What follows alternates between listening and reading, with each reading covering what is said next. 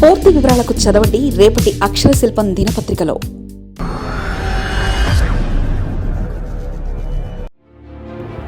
ఎందుకు పనికి వచ్చే యుద్ధం ఇది? యుద్ధం కారణంగా గల్ఫ్ దేశాలు దివాలా, కట్టుకున్న ఆశల సౌదాలు కుప్పకూలి గల్ఫ్ ప్రాంత ఆత్మవిశ్వాసంపై దెబ్బ. ఆ నమ్మకాన్ని మళ్లీ నిర్మించడం పెను సవాల్. అమెరికా ఇరాన్ యుద్ధం ఎందుకు పనికి వస్తుందంటూ ప్రస్తుతం గల్ఫ్ దేశాలు ప్రశ్నించుకుంటున్నాయి. ఎంతో కష్టపడి ఎదిగిన ఈ 3.5 దశాబ్దాల చరిత్ర మొత్తాన్ని ఒక యుద్ధం కాల రాస్తుందని ఆవేదన చెందుతున్నాయి. ప్రస్తుతం అత్యంత ధనిక దేశాలుగా ఉన్నాయి గల్ఫ్ ప్రాంత దేశాలు. అయితే అదే గల్ఫ్ దేశాలు యుద్ధంతో పూర్తిగా వెనక్కి వెళ్ళిపోయే పరిస్థితి కనిపిస్తుంది. అమెరికా ఇరాన్ యుద్ధం గల్ఫ్ దేశాల పుట్టి ముంచింది. ప్రస్తుతం సీజ్ ఫైర్ అమల్లో ఉన్నప్పటికీ 2వ విడత చర్చలు మొదలు కాకుండానే వాయిదా పడిపోవడంతో ఏ క్షణంలోనైనా యుద్ధం మళ్లీ మొదలు కావచ్చన్న ఆందోళనలు వ్యక్తమవుతున్నాయి. ఇప్పటికే యుద్ధం కారణంగా ఎడారి దేశాలు కట్టుకున్న ఆశల సౌదాలు దాదాపు కుప్పకూలిపోయాయి.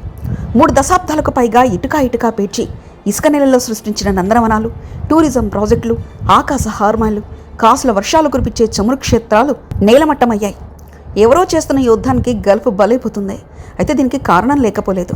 అగ్రరాజ్యం అమెరికాకు తమ భూభాగాల్లో సైనిక స్థావరాలు ఏర్పాటు చేసుకుని ఇచ్చిన పాపానికే గల్ఫ్ను ముంచేసింది. ఈ దేశాల ఆర్థిక మూలాలను దెబ్బతిన్నాయి. అమెరికా సైనిక స్థావరాలు ఉన్నాయని, ఆ దేశానికి సహకరిస్తున్నారన్న కారణంతో Dubai, Kuwait, Bahrain, Qatar, Saudi Arabia, UAE వంటి దేశాలను ఇరాన్ టార్గెట్ చేసింది. ఫలితంగా అమెరికాకి ఎంత నష్టం జరిగింది, ఎంత ఒత్తిడి పెరిగిందన్నది పక్కన పెడితే ఆయిల్ క్షేత్రాలు దెబ్బతిని వ్యాపారాలు పూర్తిగా స్తంభించి గల్ఫ్ ఆర్థిక వ్యవస్థ చిన్నాభిన్నమైంది. 40-50 ఏళ్ల క్రితం మిడిల్ ఈస్ట్, మధ్యప్రాచ్యం లేదా గల్ఫ్ ప్రాంతం అత్యంత అస్థిరమైన ప్రాంతం. ఎప్పుడేం జరుగుతుందో తెలియని పరిస్థితి. ఆ తర్వాత Bahrain, Qatar, Kuwait, Oman, UAE, Saudi Arabia లాంటి గల్ఫ్ దేశాలు స్థిరత్వాన్ని తీసుకొచ్చాయి. ఆయిల్ ఆదాయంతో ఆర్థిక సౌదాలు నిర్మించుకొచ్చాయి. ఫలితంగా ఆ దేశాలు ప్రపంచంలోని సంపన్న దేశాలుగా, చాలా ఆసియా దేశాల ప్రజలకు ఉపాధి కేంద్రాలుగా తొలతూగుతున్నాయి. కానీ యుద్ధంతో పరిస్థితి తారుమారైంది. గల్ఫ్ దేశాల్లోని నిర్మాణాలే కాదు, వాటి ఇమేజ్ కూడా డ్యామేజ్ అయింది.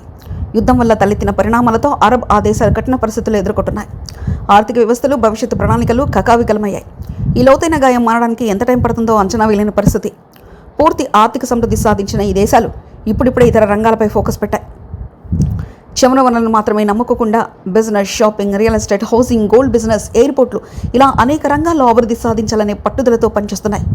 ప్రపంచం మొత్తానికి ఓ బిజినెస్ సెంటర్గా, సేఫ్ హెవెన్గా ఎదిగిన దిశగా కృషి చేస్తున్నాయి. దాంతో గల్ఫ్ కంట్రీస్ అంటే ఆయిల్ మాత్రమే కాదని ముద్ర తొలగిపోతుంది. అరబ్ దేశాల్లో సేఫ్ హెవెన్గా, బిజినెస్ సెంటర్లుగా మారాయి. అయితే ప్రస్తుత యుద్ధంతో వాటినన్నిటిపైన గట్టి దెబ్బపడింది. పోర్ట్లు, ఎయిర్పోర్ట్లపై దాడులు జరగడంతో విదేశీ ఇన్వెస్టర్లు, టూరిస్టులు గల్ఫ్ దేశాల వైపు చూసేందుకు కూడా 1-10 సార్లు ఆలోచిస్తున్నాయి. సౌదీ అరేబియాలోని ఆయిల్ రిఫైనరీలు, ఖతార్లోని గ్యాస్ ప్లాంట్లు కూడా ఇరాన్ డ్రోన్లు, మిసైళ్ల దాడుల్లో నాశనమయ్యాయి. మళ్లీ వీటిని నిర్మించాలంటే బిలియన్ల కొద్ది డాలర్లు ఖర్చవుతుంది. కొన్నేళ్లు పడుతుంది. కొన్నాళ్ళుగా గల్ఫ్ దేశాల విజన్ 2030 లక్ష్యంగా పనిచేస్తున్నాయి. ఆయిల్ పైన ఆధారపడడం తగ్గించి టూరిజం, టెక్నాలజీ, వినోద రంగాల్లో ప్రపంచ కేంద్రాలుగా ఎదగాలని కోట్లాది డాలర్ల పెట్టుబడులు పెడుతున్నాయి. కానీ యుద్ధం వల్ల విదేశీ పెట్టుబడిదారులు వెనకడుగులు వేస్తున్నారు. యుద్ధం కారణంగా ధ్వంసమైన రోడ్లు, ఎనర్జీ ప్లాంట్లు, ఆయిల్ రిఫైనరీలు, ఆసుపత్రులు, అపార్ట్మెంట్ల పునర్నిర్మాణానికి $100 బిలియన్ అవసరమవుతాయి. యుద్ధం వల్ల సంక్షేమ అభివృద్ధి కార్యక్రమాలకు కేటాయించిన నిధులను కూడా ఆయుధాల కొనుగోలుకు మళ్లించాల్సి వస్తుంది. గల్ఫ్ దేశాల అభివృద్ధిలో విదేశీ నిపుణుల పాత్ర చాలా కీలకం. కానీ యుద్ధం వల్ల అక్కడ పనిచేస్తున్న డాక్టర్లు, ఇంజనీర్లు, టెక్ నిపుణులు వెళ్ళిపోతున్నారు. దీనివల్ల భవిష్యత్తులో గల్ఫ్ దేశాలకు నైపుణ్యం కలిగిన మానవ వనరుల కొరత ఏర్పడే ప్రమాదం ఉంది. ఒకవేళ యుద్ధం ఇప్పటికప్పుడు ముగిసినా గల్ఫ్ దేశాలు ఎప్పటిలో కోలుకునే పరిస్థితి లేదు. ఎందుకంటే కూలిన భవనాలు తిరిగి నిర్మిస్తే సరిపోదు. ప్రపంచానికి మళ్ళీ మిడిల్ ఈస్ట్పై నమ్మకం కలగాలి, భద్రతపై భరోసా లభించాలి. అది జరగడానికి కనీసం 10 ఏళ్ళైనా పడుతుంది.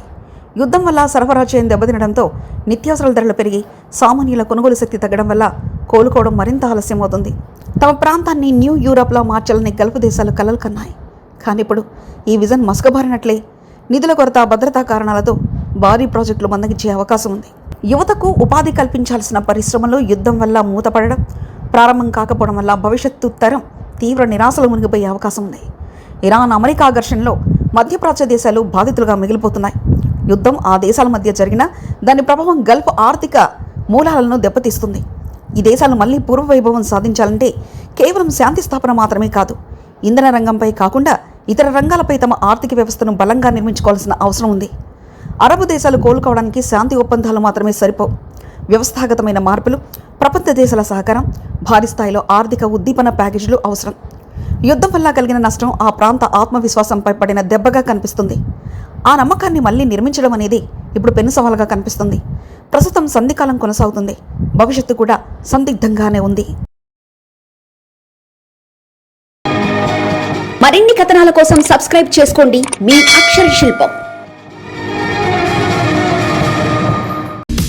పూర్తి వివరాలకు చదవండి రేపటి అక్షర శిల్పం దినపత్రికలో.